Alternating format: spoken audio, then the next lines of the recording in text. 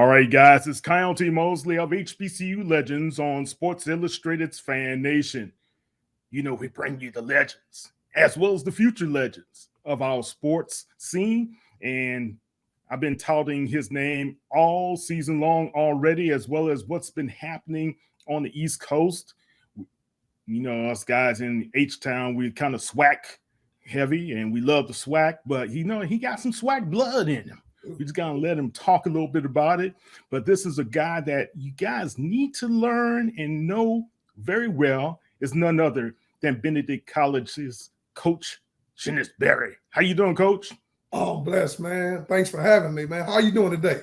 I'm doing fine, man. It's great to have you on board. I've been telling these guys we needed to get you to be visible here so we can get to know who you are as well as the program, because you guys have been tearing it up over the past couple of seasons. I appreciate it, man. I appreciate the support, and always look forward to having these kind of conversations. Talk about HBCU football. Definitely. So, Benedict, man, first I got to preface this. Thank you so much for taking it easy on my Maroon Tigers on yesterday. You know, it wasn't the plan. This weekend. You know, I got to give Coach Wilcher his props. The defense did kind of hold up against you guys, especially that first half. Yeah, they did. They did a good job. They had a good plan, and like I tell people all the time, man, people have started getting comfortable with them margins of victory, man. But they have coaches too, and they got guys on scholarship too. So kudos to him and his staff. The guys came with a good game plan, and but we found a way to accomplish the mission. And the mission every week is just to go 1-0. Yeah, definitely. So, Coach, look, a lot of people don't really know much about Benedict, but for me, I know of you guys. Last season, you guys were undefeated until you got to the playoffs, of course. But you went undefeated with another quarterback at the helm. This season, you have a graduate student that you guys recruited to come in, and he's taken over the program for you guys, and you're still undefeated. So I have to tell people that goes back to great coaching, in my opinion, and as well as you have a great staff, support staff to be able to help you guys out. So just tell people about what Benedict College is and what you guys are doing and why you guys are excelling in the coaching stratosphere, but also why you guys are excelling on the field of battle. Well, first and foremost, man, to God be the glory. Whenever you get an opportunity to sit in this seat, you want to make sure you got the right people around you, man. And it starts with a great coaching staff as well as great student athletes that believe. You got to get guys to believe. When we took over this program in 2020, I had just left the SWAC. I spent 7 years at Southern University as offensive coordinator and O-line coach. We had a lot of success there. But the good Lord, you know, provided me an opportunity to become a head football coach. I had spent 26 years as an assistant, whether that be a coordinator or O-line coach. And it was my time, you know. God don't put you, he don't make any mistakes. He put you somewhere for a reason, season, or a lifetime. And he landed me here in Columbia, South Carolina at Benedict College. And when I took over this program, you know, took over a program that was 1-9 prior to my arrival. So, you know, was able to put a staff together, not like-minded individuals, but individuals with shared values. I don't want people to think like me. I want different ideas and different ways to do things, because I don't have all the answers, but I want people to have the shared values. They got to be people that are serious about being men of God, got to be leaders, got to be guys, because we got to understand we're in a ministry, and coaching is a ministry. We're dealing with impressionable young men, 18, 22, 23, sometimes 24 years old, that everything we say, how we dress, how we speak, our energy, how we interact. The game of football has an expiration date. We want to win football games, but we want to win souls, and we got to get these young men ready for the game of life. But how we get them ready for the game of life is just getting them locked in to fall in love with the process of being great every day. All right, win the day. We don't focus on, if you came through my building right now, they wouldn't say what our overall record is. Everybody in the country know what our overall record is. They just say, Coach, we're just trying to win the day. We're just trying to go 1-0 today.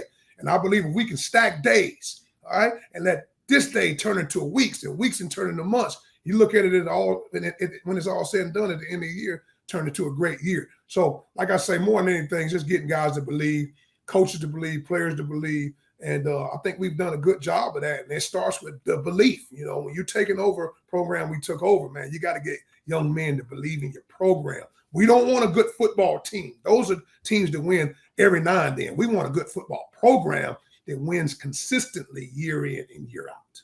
Man, that is very poignant, because think about it. A lot of coaches, when they go into taking over a program, like you said, it's about, hey, you got to win now, especially you got alumni, boosters, the president, you got administration on your back. They want you to be able to come in and take over and put some W's on the board. But you guys have been able to do it. But you, like you said, you've done it with shared values, and people couldn't understand because you kind of echo some of the sentiments that I first heard of from Coach Prime when he took over at Jackson State, and when I had a conversation with him about it as well. It's about the values and about trying to build young men Absolutely. for the future as well, because like you said, football has an expiration date. Absolutely. So talk to me about the young guys on board with your program. How special are they, and what have you seen out of them and seen the maturity and the evolution of them as young men growing in your program? Going into this 2023 season, people were asking me, how do you repeat a year like you had in 2022? Well, 2022 is 1 year. This is a whole nother year, whole nother team, whole nother season. All right. We had to make sure that the young men understand that the foundation of the program has already been set. And I said that this season is going to come down to discipline and leadership. Okay. It's not going to be about talent. Everybody has talent. Right. It's going to come down to discipline and leadership. And our young men have really bought in that. But the foundation of the program has already been set. Okay. There's an expectation now around here. If you walk through our building, you'll see the term dig deep. All right. Dig deep is on the back of their workout shirts. It's all plastered all over our wrappings on our walls, in our weight room, in our locker room, in our team meeting room, because we know that adversity in the game of football is going to strike. Every day is not going to be sunshine. Some days they're going to be rain. So we got to find it from the pit of our soul to dig deep. And that's an acronym. I'm a big acronym guy. And D is discipline. You got to have discipline. That's just real simple. Do right. I, that's integrity. That's your character. Who are you when no one is watching? All right. G, that's God. We put God first in this program. I'm okay with that. I can sleep well at night because first of all, I work in an institution of higher learning that was founded on Baptist principles. So I can talk about God around here and I'll be okay. Next D is dedication. You got to be dedicated to be a student athlete, man. These guys got to get up. They got to they got meetings in the morning. They got practice. They got study hall. They got weights. They got all the segment meetings. They got a bunch of different things that they have to do. So you got to be dedicated to be a student athlete. Everybody just can't do this. You got to be locked in and dedicated. All right. You got to have E, effort. In the game of football, a football play lasts about 4 to 6 seconds. You got to give me all you got because you trust and believe. As the head football coach at Benedict College, I'm going to give you amazing effort every day. And I'm going to lead from the front. The next E is execution. You got to be locked in, man. Listen, every day, man, we all got a plan. When we get in the game of life, we say, man, we want a house on the hill, boat on the lake, man. We want this beautiful life. When we draw a play, we're going to run power. We're going to get a double team. We're going to get a kick up, kick out. We're going to get a wall up. We'll have a great play. Well, it sounds good in the air conditioning, but you got to go out and execute it. All right. It's about executing. And then P is pride. You got to have pride, Tiger pride. We're at Benedict College Tigers. You got to have pride. And I think our young men understand the foundation. And when we bring guys in, you just mentioned my transfer quarterback or whatever it may be, they have to buy into the foundation. Those are our cardinal principles. Fraternities have their cardinal principles, what they're all about. Well, the cardinal principles of Benedict College football is dig deep. And our young men have really bought into that, coaches as well. And you have to have discipline. If you want to be a good football team, everybody has talent, but you got to eliminate those sins. Those are self-inflicted negatives, all right? Because a lot of times you see teams beat themselves, all right? Instead of playing against the opponent, you're playing against yourselves, and then when you shoot yourselves in the foot, you have a good play or two, but it's coming back because of discipline, and it all starts with discipline. And I believe our young men, have really bought into our program. They know the foundation has been set, and when other guys come in, they have to understand the way we do things, and the expectation is your best. We want your best every day. Your best is the standard in this program because you trust and believe. As long as I'm the head football coach, I'm going to give you my best every single day. Wow. Man, that's inspirational, but it also is foundational. And I like the fact because you are setting them on the right path, even though it's, you got the acronyms and you got everything going in the way that you need to have it going. Those guys are responding to what you are saying, and you can see it on the field of play every time you guys go out there. Talk to me about this, man. Why you were in the SWAC for a long time. And sometimes God does have you go to a way off place to kind of still stir you up and get you ready for a bigger platform, so to speak. Do you believe that is the track you're on at this time? And if a larger program comes knocking, are you ready to answer? Well, I believe in blooming where you plant it. I'm not looking ahead. I just want to be the best I can be today. I'm going to be the best I can be because Benedict College gave me a chance when no one else did. We were having a lot of success at Southern University. And, when you're an offensive coordinator, you're going to have opportunities. And in 2018, I was a finalist for Alabama A&M. They told me no. I was a finalist for my own alma mater, Savannah State. They told me no. 2019, when I got the job here at Benedict, I was a finalist at Howard University. They told me no. I was a finalist at Fort Valley State University at the same time. They told me no. Well, guess what? Benedict College told me yes. So I have the attitude of gratitude. I'm grateful that our president, Dr. Artis, gave me an opportunity when no one else did. So I believe in making sure that I am grateful, an attitude of gratitude, and bust my butt from where I'm at. So I don't look ahead. I just focus on now. That's no opportunity wasted. Somebody took an opportunity to give me a chance. Right.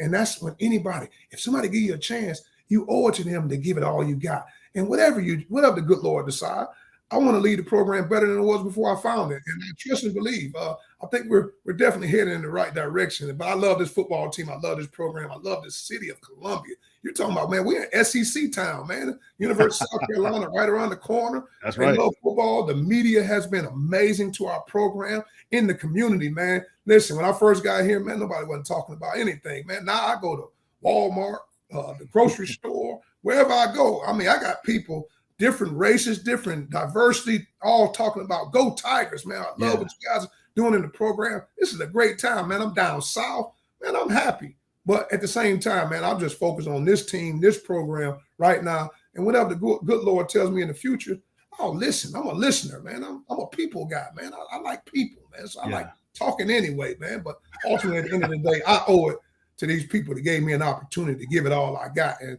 so far, we're heading in the right direction, man. One day at a time, trying to go one day at a time. Well, that's all you can do. Take it one day at a time, right? Savannah State, I'm Morehouse. You guys used to beat up on us. We got y'all a few times when I was back at the house as well, and way back in the day, right? But anyway, talk to me about that track. You're an HBCU guy, born and raised, got into HBCU football, helped out many young men in the program, still in HBCU football, and now you're taking the nation as well as your state in that area by storm, so to speak. And people are starting to hear the name Chennis Berry. What's he doing? What's Benedict doing? And I got to be honest with you. I voted for you guys on the Box to Row poll for the past 3 weeks as the number one program in the nation. I didn't care if you were SWAC, MEAC, CIAA, whatever. And I think it's about the program and what you guys are doing. Thank you. What is happening where you feel as though that your guys can stand up and be able to be measured up against any other football program in the nation? Well, first and foremost, man, you got to recruit the right student athlete. I say it all the time, and I tell recruits and their parents, I say, listen, although we're a Division II institution, because we're limited resources, okay, I still run this program like a D1 program. We run this program first class, from our facilities to how we meet, to how we dress, to how we travel. Everything I believe in is doing it the right way. And we've done a great job of recruiting the right fit. To me, it's not about the best player. Who fits our program and what we're all about? All right. And we've got the right fit in this program. And guys that truly believe in what we're doing and how we're doing it. And like I say, I spent 10 years in the MEAC at Howard University, North Carolina A&T, and at Morgan State University. And I spent 7 years at one institution, Southern University, in the SWAC. In the last 17 years of my life, I was on a Division I campus, FCS program. So I'm used to it. I'm very familiar with all the head coaches in the SWAC, all the head coaches in the MEAC. I know of most people. I mean, this is year 29 coaching HBCU football. I'm a product of HBCU. I went to Savannah State, played there from 91 to 94, and got right into coaching in 95, man. And I was able to get my bachelor's in business management, my master's from Kentucky State University in human resource management. But I do what I love to do, man. And I love coaching the game. I love just impacting the lives of young people, not only my players, but my coaches. I believe in coaching coaches as well. And, here at Benedict College, we have a young staff, man. But we have guys that have shared values, and they believe, and they're grateful for the opportunity that was given upon to them. So now they're just taking the best out of it and capitalizing on the fruits of their labor. So you got to have good people around you, man. And, we have, done a good job of putting this place in terms of this program, on the map. And people know about Benedict College football now, and even before I got here, I didn't hear a lot about it. I knew where it was because, I went to high school in Atlanta, Georgia. And, I kind of have heard of it. But, now, and it's a good place with good people. And I think people now across the country, not just in this geographical area, that a lot of people across the country know about Benedict College football and the program we're trying to build here. How did we let you go out of Atlanta? How did Morehouse let you get out of the city and not recruit you? Hey, listen, I had one offer. I tell people that story all the time. It's Really? about opportunities. Somebody gave me an opportunity. My senior year, we had a bad program. I went to Redan High School, and my senior year, man, we couldn't win the coin toss, man. We were junkyard dogs, man. We were awful, man. We couldn't do anything. And so I was a basketball player as well. We went to a tournament down in Savannah, like Windsor Forest High School. Had a pretty good tournament. And the head coach at the time, the legendary Bill Davis, all right, is an amazing head coach. He was in the stands actually watching his daughter play in the women's part of the tournament. And he saw me, thought I was pretty athletic for a guy of my size. And he offered me a football scholarship of watching me play basketball. And because that was the only offer I had, I took it. And that was the best decision of my life. And again, that's another person, attitude of gratitude, that gave me a chance. So anybody giving me a chance, I'm going to take advantage of the opportunity. And I ended up being an all SIAC offensive lineman, had a great career there, got my degree. Best friends in my life. They're still my best friends because somebody gave me a chance. Yeah. All we ever want is an opportunity, whatever it is. But wherever you are, bloom where you plant it. Be where your feet are and just be the best you can be at where you're at. And trust and believe. If you're doing a good job where you're at, people watching. That's right. Every day is an interview. So That's I don't worry about it. How I speak, how I dress, how I interact, my energy, that everybody watching. So that's okay. If you do a good job where you're at, and don't worry about the next job or the next situation or the next opportunity, trust and believe, people will find you. Yeah.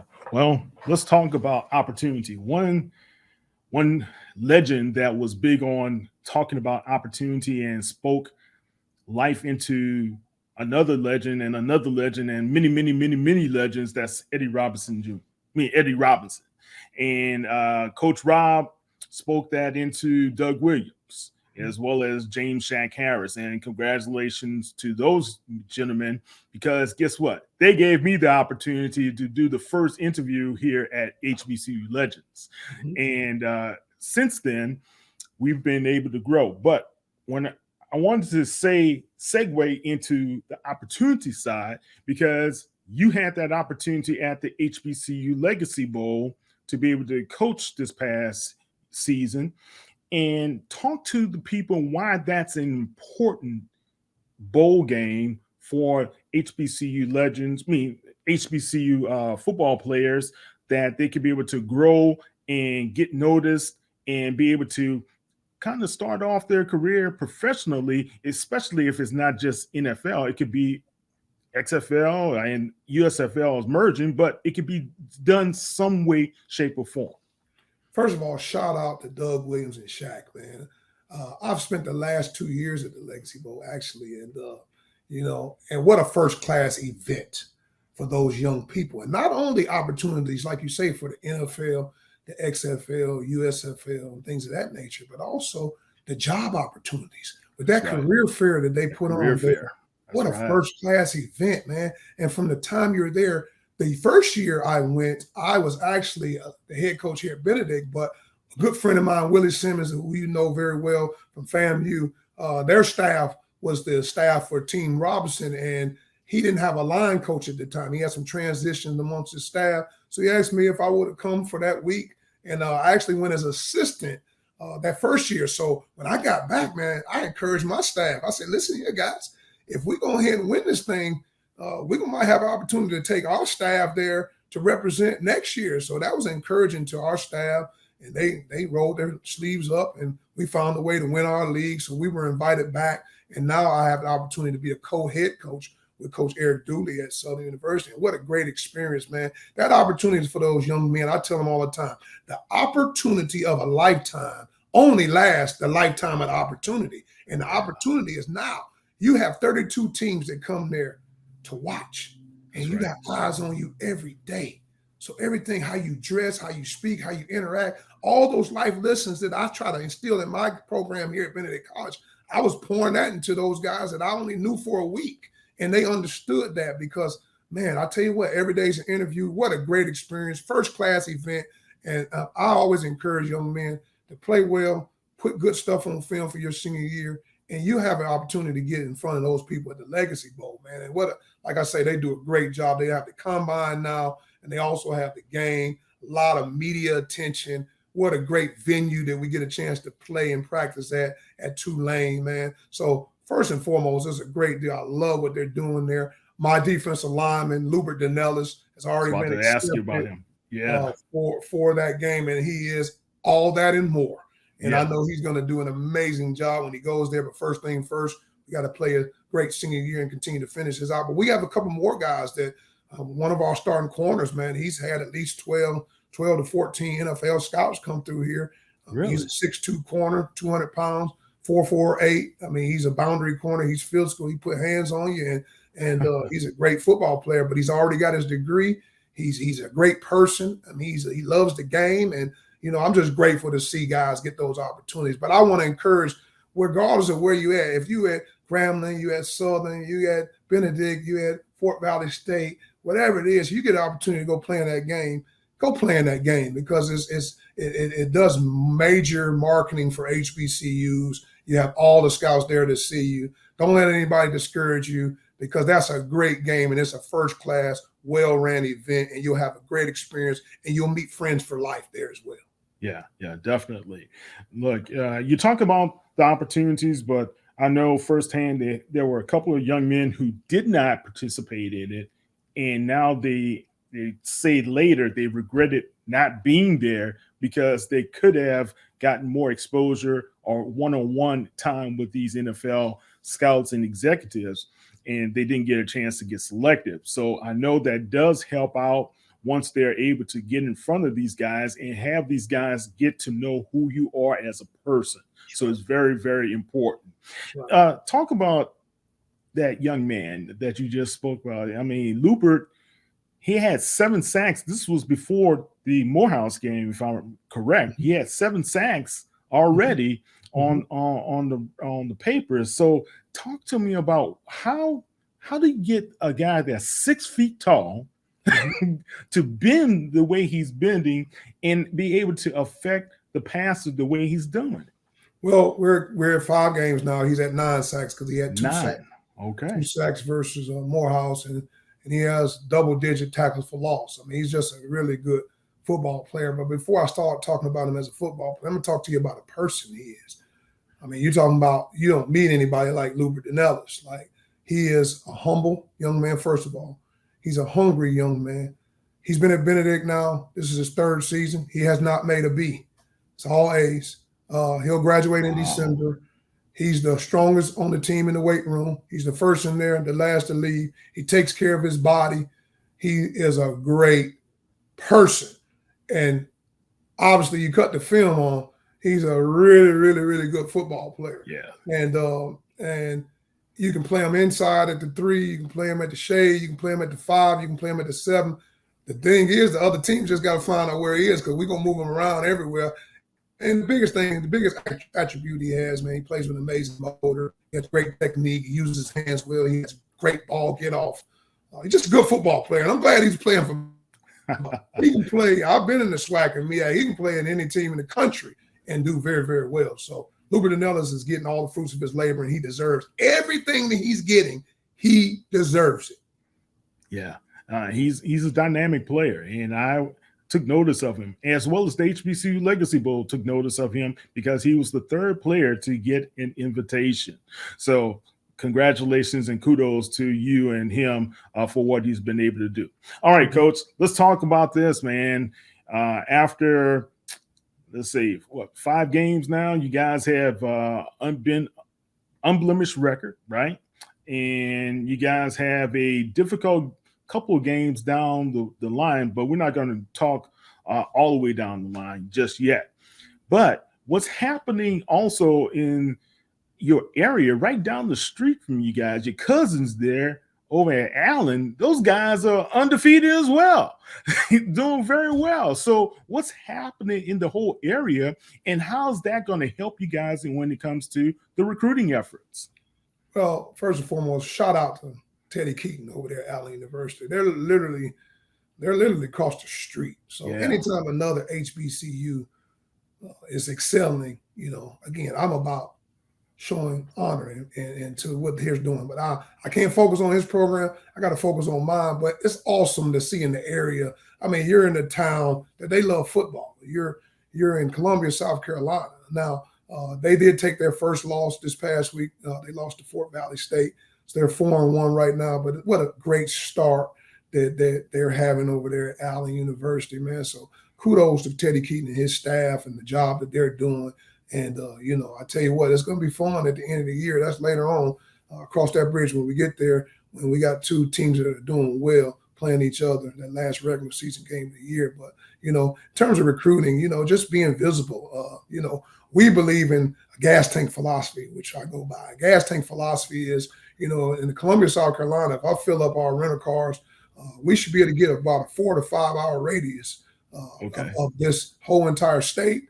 We should be able to get into a little bit of North Carolina. We should be able to get deep into Georgia. We should be able to get a lot of places in a 4 to 5 hour radius. And it's our job to knock on the door of every high school in our area. All right. Now, it's their job to answer. And I tell kids all the time when their parents come on their official visit and they sit across from me and they say, well, Coach, I'm going to be honest with you. I wasn't expecting this. Right. I mean, you run a first-class program. I mean, like you say, Coach, you run it, although it's Division II, you run it like a D1 program. And I didn't know that Benedict had this. And I said, there's perception, then there's reality. All I ask you to do is give us a chance. Mm-hmm. And I'm grateful to have an administration who really has bought into our program. I mean, they've built around it. Our facilities are first class. Our people on campus are first class. When you go on campus now, people don't say hi and bye anymore. Everybody say go Tigers, man. And there's a lot of pride and tradition around this campus that has been built. Great things are happening at Benedict College, not just with the football program. Our academics are amazing. Financial aid, admissions, housing. There's upgrades everywhere in this program and in this whole entire college. And that's, again, kudos to our administration. Dr. Artis is a great leader. And it's a lot of good things happening. And even if you're not a student athlete, I always try to encourage young people, if you're thinking about choosing a college to get your education and spend the next 4 to 5 years of your life, consider Benedict College, because it's a great place with great people to give you a first-class academic education. Yeah, great people come from Benedict, man. I have to say that every time I've met a guy or a young lady from Benedict, they're very, very, very, how do you say it? Good Southern people, and I'm from New Orleans, so I'm born and raised. So I love that type of aura that you bring there, but also they're very smart, very intelligent, so I have to agree with you on that. All right. Coach Wilcher, also a guy, D1 background, pedigree, but grew up as Morehouse guy, player as well. And now he's back coaching his alma mater. Mm-hmm. And those guys, they kind of gave you all they could give you early on in the game. But you guys went ahead and won 27-3 over Morehouse College. Talk about what you see in that program, just from me as a Morehouse alum, that you can give them some hope going forward, especially the people who want to be a part of that program. Those guys play hard, man. They play hard. I mean, I talked to Coach Wilcher right when the game was over, man. I just told him congratulations on being the head coach there back at his alma mater, and he's got those guys going in the right direction. And it starts with getting them to believe. Obviously, it takes time to build a program. Yeah. It takes time to get the right fit of student athletes in there, coaches, things of that nature. And we all have challenges. I mean, when you work at HBCU, there's a lot of amazing things, but we all have challenges. And every day, whether you work at HBCU, a Power 5, Group of 5, we all got challenges. But we try to take limited resource institutions and make it work, make it make sense, and make it fit what you do. So Coach Wilcher, man, I tell you what, I've been knowing him for years. I mean, obviously he played at Morehouse same time I was playing at Savannah State, been knowing him for years. And like you say, he took the Division I route as well. But, I tell you what, man, they're heading in the right direction. Once he gets the right pieces of the puzzle to fit what he's looking for, I think they'll be steadily building as they go through the SIAC. Yeah, he's a great guy, man. Awesome. All right, Coach. Why should someone believe in Benedict going forward? What can the Tigers do for them if they want to support the program? Well, I mean, we always love support, man. I just love what our young men are doing every day. They're working hard. People talk about, the record we had in 2022. I've been coaching this year 29, and I've never went undefeated in the regular season, And we won a lot of games in places I've been, but it's hard to match that. But again, we're not trying to match that. We're just trying to be the best we can be every day. And we read this book every year as a football team called Chop Wood, Carry Water. And it's by Joshua Metcalf, and it just focuses on falling in love with the process of becoming great. Just fall in love with the journey. Everybody wants the end goal. We all want championships, right? But if you just fall in love with the journey, the grind, the process, the weight room, study hall, the hard work, practices, all that, just fall in love with that. Then you'll appreciate it more when you get the fruits of your labor at the end. But, we're grateful for all the support. I mean, our defense is playing lights out, man. They're playing really good ball. They're probably ranked number one in most defensive categories in Division II football. And we just want to make our alumni proud of the work that we're putting in, so they can have, HBCUs, man. We got pride, man. We want to have some bragging rights, man. That's at least 365 days a year. So, those guys get a chance to really wear that purple and gold with pride. And when they go through airports and they go take trips, they want to wear their hoodies and their hats and really represent Go Tigers and Benedict College football. Because I really think we're building something special here at Benedict College with great people, great fan base, just great people who love what we're doing and how we're trying to do it. And like I say, man, last year we had a great year, man, but we don't have 100 players on the team last year, and we had 58 guys with over a 3.0. So not only are we winning on the field, we're winning in the classroom as well. Yeah. And then, as in a nutshell, man, you get young men ready to go compete in this world, because most of them not going to the NFL, but they're still going to compete for the rest of their lives. So we want young men that's going to compete in the classroom, in the weight room, because guess what? That same $100,000 job that they want, that same person from Arizona State, Florida State, Michigan, Hampton, Jackson State, South Carolina State want that same job. So competition don't stop. So we want to just encourage our young men to every day just be the best you can be. Somebody's always watching, and just give it your best, man. Your best is the standard every day. So we want young men to get their best, and then the fruits of their labor will show. Yeah. Talking about fruits of one's labor, and we talked about Coach Prime earlier. Talk about what you have seen from afar. And do you know Coach Prime? Have a chance to be intimate with him before, or what do you think about what he's doing over at Colorado?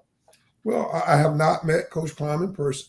But, man, listen, man, I've been a Deion fan. I'm from Atlanta. I'm originally from Cleveland, but I grew up, went to high school in Atlanta. Man, I've been watching Deion since the Fulton County Stadium, man, back in the day, man. Oh, Been man. high stepping for years, man. Deion been Deion, man. People That's right. act like Deion being somebody different, man. Deion been flamboyant and like he's been all his life, man. Even back at Florida State when he was wearing number 2, man, with a Jerry curl, getting punt returns and all that, man. Deion been Deion.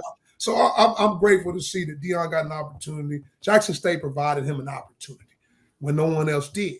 And he went there and he took advantage of his opportunity. He went there, and Jackson State, I've been HBCU my whole life, man. Jackson State been a good program. But he was able to rejuvenate and revitalize that program and instill what he instilled in. He got him a couple of championships, and then he had an opportunity to go to Colorado. I pull for him all the time. I mean, anytime a black man get an opportunity to sit in that seat as a Power 5 head football coach, man, I got to pull for him, man. I don't have a crab in the bucket type mentality, man. I want to see guys lift others as they climb. I'm all about uplift. You lift another brother as you climb. And last time I checked, he brought some people along with him as well. Kudos to him, man. Anytime a African-American man can go get an opportunity to be a head football coach on that level, because we know the politics of it all, and he had an opportunity to do so, and I'm grateful that he had an opportunity to do that. Now he's got to take advantage of his opportunity now to be the head football coach at University of Colorado. All right. Before we leave, man, talking about opportunities, and I have to reiterate this to you, I've been on the Benedict College bandwagon since last season. And I'm a fan of what you've done and what you're doing. If there's a SWAC opportunity to open up, if these guys will get it in their mind that they need to bring somebody in to help rejuvenate their program, could we be able to see Coach Berry in the SWAC? Want to know, man. Just trying to get ready for a good Miles College football team, man. I don't worry about later on, man. I'm just trying to be the best I could be right here at Benedict College, man. Like I said earlier, man, they know where we at. I'm not hard to find. You're not hard to find, especially with that purple and gold now, right? Oh yeah. So I owe it to these people. These people have been great to me, man. I'm telling you, man. This administration, the community, the alumni, my players. I love my players. I don't like my players. I love my players, man. I love my coaches, man. You know, and you know, a lot of times these young people that we get a chance to be around every day, especially young black men, you know, when they head coach and their coaches tell them they love them and show them they love them, a lot of times they don't have that personal relationship maybe with their own father. So we're in those roles, man, as big brothers, uncles, fathers. And when we tell them and show them we love them, man, those guys run through the wall for you. So I'll be remiss, man, I'll be crazy, man, not remiss, but I'll be crazy if I start talking about somebody or somewhere else when these people that have been rocking and rolling with me for so long since I've been here have been great to me. And I'm just a vessel, man. I'm really just a vessel, man, that the good Lord placed here. God don't make no mistakes. He put me here for a reason, a season, or a lifetime. It's my job to give all I got the time I'm here. And my focus right now is getting ready to be the really, really good Miles College football team. Talk about Miles. What are some of the challenges that you guys will face going against Miles? Miles got a good football team. Tell you what, man, Coach Shay's got him rocking and rolling. He took over a program last year, had some bumps and bruises, probably didn't have the way he wanted it yet, but he's doing a good job, man. They're 4-1 right now. They're playing some really good ball. Their only loss right now is a 1-point loss to UAPB. They're playing good on offense, defense, and special team. They're flying around. I mean, they're playing some good ball. So it should be fun in Birmingham, Alabama this weekend. It should be an exciting game. He'll have his team ready, but my focus is to make sure my team's ready. We'll travel our guys, our travel party, will leave here on Friday, man, with our mindset and focused on the mission. And the mission is to go to Birmingham, Alabama and come back 1-0. Okay. I spoke to Commissioner Stills and Commissioner Jackie McWilliams of the CIAA, and I know Anthony Holloman is over at SIAC, and there's been talk about having more battles in between, let's say, the SWAC, the SIAA, the CIAA, you know, everybody just working together in trying to be able to have some good HBCU football out there for the fans. How do you feel about that? I think that's the way to go, honestly, to be able to create excitement with the alumni basis from these HBCUs. You know, I'm an HBCU guy, man. I mean, you're talking about since 1991 and it's 2023, I've been on the HBCU campus. And I think those traditions and the tailgating and the pageantry and all that is great for the fan base and the alumni. Now, that didn't have a whole lot to do with us on the field. We're trying to win a football game, but just to bring the excitement, man. But, you know, we have to support one another. When we have those kind of games, why not have them all packed out? I mean, we have to support the mission, and that everybody's got to be on the same page. So I love those opportunities to have those cross rival games with HBCU versus HBCU. CIAA need to play more SIAC. You know, we played one CIAA. We played Shaw University to start off this season. It was a great atmosphere. All right, SWAC and SIAC crossing against each other. You know, I'm not a big fan of going to play those big games, those money games, because you, first of all, not only you get your team beat up, but you hurt their morale, man. You know, you might get a little check, but it depends on where you're going. You know, that check is spent on the travel, you know, and the rooms and the plane flight and all that type stuff. So if they're not pouring it back into the facilities, into the nutrition and things of that nature, I mean, you're just killing the morale of your football team. And you know, when you get to about October, you want to be playing with some confidence. You know, when you start getting into conference play, you want to be playing with some confidence, and you want to make sure that you got your right guys out there, all right, that's going to be healthy enough to be able to rock and roll for you on the Division II level. We don't get an off week. So, you know, it doesn't pay dividends for us to go play a Power 5 or Division I AA school that's, you know, been in the weight room all off season. They've been there all summer. They've been drinking muscle milk. They've been jacking steel. They've been having a nutrition. They got a training table, and we getting a peanut butter and jelly sandwich and a chocolate milk before the. Now that's not an even matchup, man. That don't even sound the same, right? So you know me, I'd rather play the CIAA teams. But if we get an opportunity to go against those Gulf South teams like the Valdosta State, the West Georgia, and schools like that, or get a chance to go against those SAC 8 schools like the Wingets that we played in the playoffs, those are good games as well. But I'd rather personally keep them HBCU to HBCU. Okay.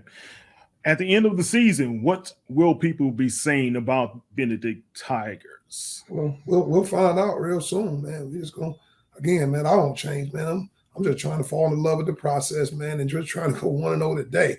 At the end of the season, we'll cross that bridge when we get there, man. But you know, our focus, man, we are a laser focused team. On the back of our team meeting room, we have a wrap that says "Pay the fee," and the fee is focus, effort, execution. You got to pay the fee. Everybody want to be a champion, but it costs. It costs. You got to be focused. You got to be focused, level-headed on the task at hand. You got to give amazing effort, and ultimately, you got to go execute. All right. And I got a quote that's also in the back of my team room. Man doesn't decide his future. He decides his habits, and his habits decide his future.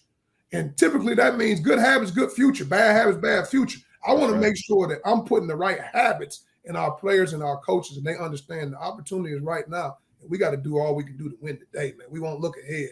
Our habits got to be doing the right thing so we can have the future that we all want. All right, man. We're going to end on that note.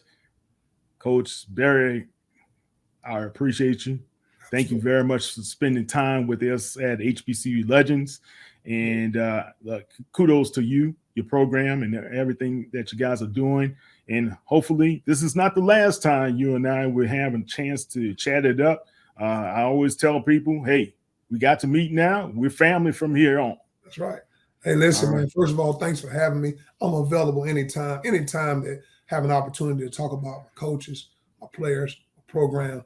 You know, it's never about me. It's about the others. Again, attitude of gratitude, lift another as we climb. And thank you for having me with HBCU Legends tonight. Appreciate it. You are welcome. We're going to have you back to talk a little bit more about your players.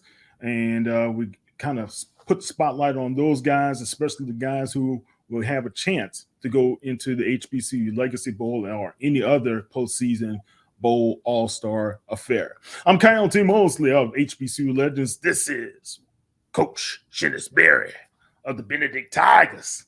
Thank you, Tigers. Go Tigers. Go Tigers.